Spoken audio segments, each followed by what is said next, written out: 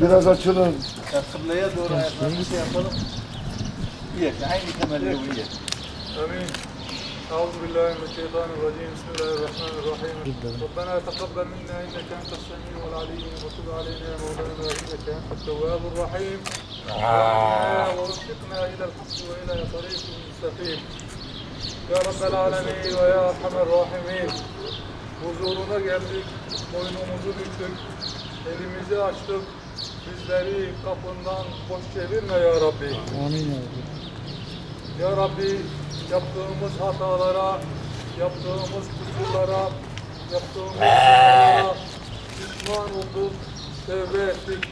Tövbelerimizi affeyle ya Rabbi.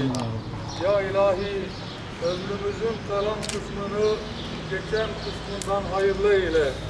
Ya Rabbi, salgın sebebiyle bir süredir mahrum kaldığımız camilerimize lütfun ve inayetinle kavuşturduğun için sana hamdü senalar olsun. Amin. Ya Rabbi, sana olan şükrümüzün bir ifadesi, sana olan hamdimizin bir nişanesi olarak kestiğimiz kurbanları dergâh-ı izzetinde kabul eyle Allah'ım. Ya ilahel alemin ve ya erhamer rahimin. Devletimizi, milletimizi, İslam beldelerini her türlü afetlerden, musibetlerden ve salgın hastalıklardan muhafaza eyle Allah'ım. Amin ya Rabbi. Bizleri bu musibetten hakkıyla ders çıkaranlardan eyle Allah'ım. Dünya ve ahirette bizleri mahzun ve mahcup olmaktan muhafaza eyle ya Rabbel alemin ve ya erhamer rahimin. Ve selamun alel murselin velhamdülillahi rabbil alemin. El Fatiha.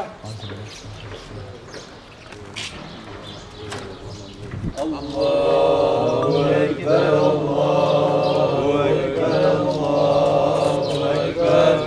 La ilahe illallah, Allahu Ekber, Allahu Ekber ve lillahil hamd.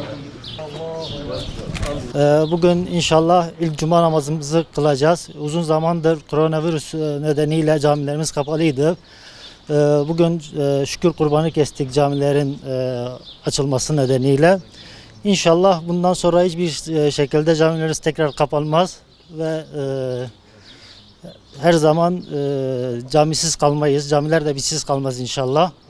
İnşallah tüm tedbirlere riayet ederek bundan sonraki koronavirüs ve mücadeleyi daha sağlıklı bir şekilde geçiririz inşallah.